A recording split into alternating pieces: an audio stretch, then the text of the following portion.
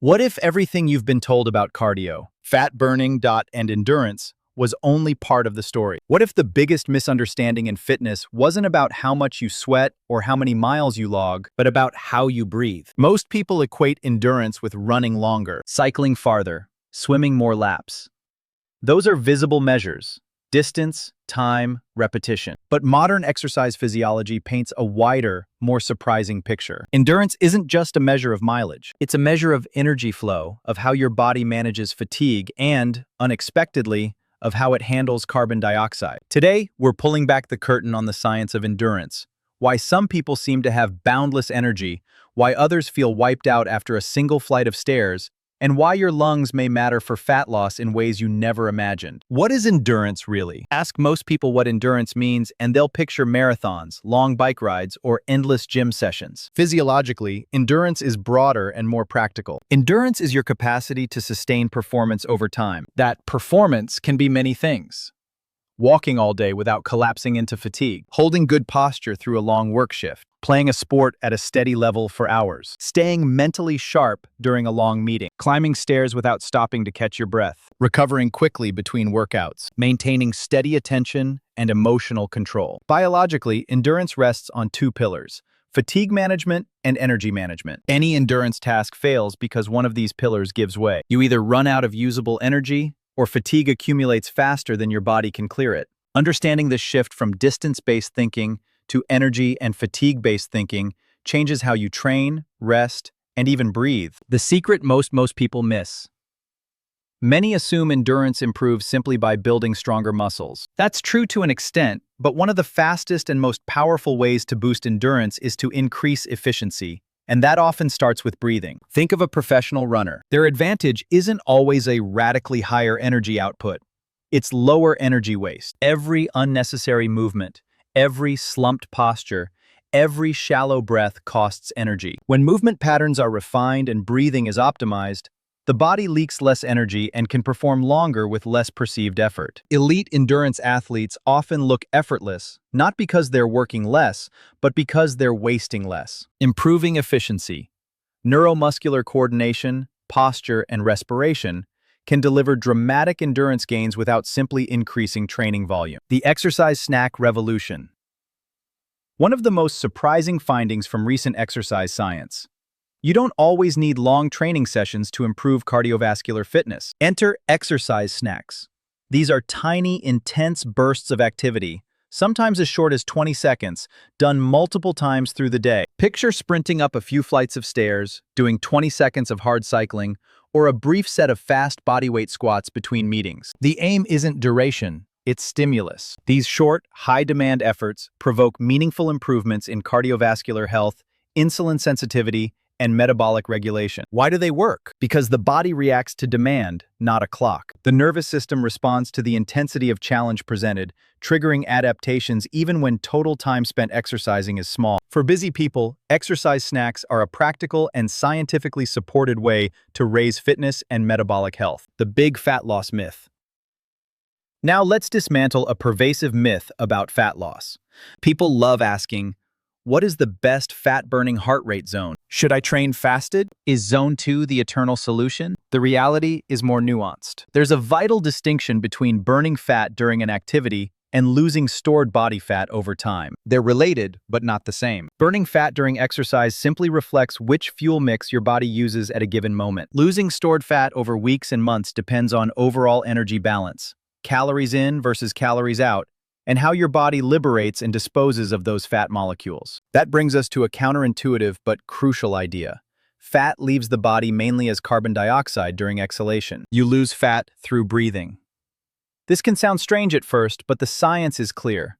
When you metabolize stored fat, most of the carbon atoms from that fat are ultimately exhaled as CO2. Body fat is largely carbon. When you break down triglycerides for energy, the carbon atoms are converted into carbon dioxide, which diffuses into the blood, travels to the lungs, and is expelled with each breath. Only small amounts leave as water in sweat or urine. In other words, losing fat is literally, in part, a respiratory process. This doesn't mean simply breathing harder will melt fat away by itself. Metabolic chemistry still requires an energy deficit. But it does highlight the role of energy turnover and respiration in fat loss. The more your metabolism converts stored substrates into usable energy, the more carbon dioxide you produce, and the more carbon can leave on the breath. Why exercise works. At its core, exercise raises energy demand. That increase in demand accelerates metabolic reactions, which produces more carbon dioxide as a byproduct. More carbon dioxide means increased ventilation. You breathe faster and deeper, and that's how more carbon exits your body. This is why many forms of exercise can contribute to fat loss. Running, cycling, swimming, resistance training, interval work, and team sports all increase energy turnover. The body doesn't care much whether those calories were burned lifting a barbell or sprinting up a hill.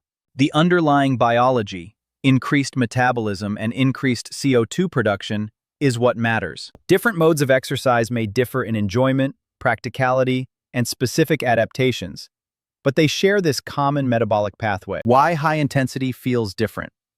Have you noticed that during a hard effort, things often feel fine for a while, then suddenly get sharply uncomfortable? Your breathing surges, your legs burn, your heart races. That sensation signals crossing metabolic thresholds. As intensity rises, your body shifts fuel preference toward carbohydrates because they provide energy more quickly. At lower intensities, a larger fraction of energy comes from fat. At higher intensities, the share of carbohydrate use increases. But high intensity usually produces greater total energy turnover per unit time, which means more overall carbon processing and CO2 production. That's why low intensity and high intensity training aren't enemies, they're complements. Low intensity builds sustainable aerobic capacity and endurance. High intensity raises maximal output and metabolic stress. Together, they expand your body's ability to produce and clear energy across a wide range of demands. The endurance system most people ignore. When people picture endurance, they focus on legs, lungs, or stamina. But the heart may be the unsung hero. One of the most powerful adaptations to endurance training is increased stroke volume. The amount of blood the heart ejects with each beat. A stronger, better conditioned heart pumps more blood per contraction, which means it needs to beat fewer times to deliver the same oxygen. This underlies lower resting heart rates in fit people and greater circulatory efficiency during activity. Efficiency, again, is the signature of fitness. It's not how hard you push in a single moment, it's how smoothly your systems meet demand over time. The future of endurance.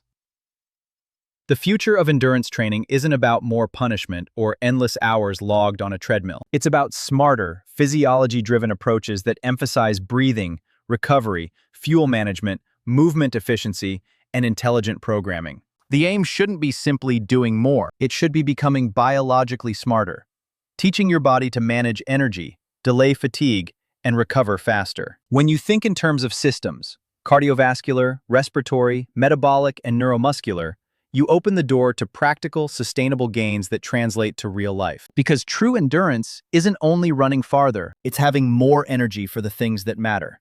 Play, work, relationships, and long, healthy lives. Endurance isn't reserved for elite athletes. It's a biological capability available to everyone. Every walk, every short workout, every flight of stairs, and every deliberate breath is training your body to manage energy more effectively. The healthiest people aren't necessarily the strongest or the fastest. They are often the most efficient.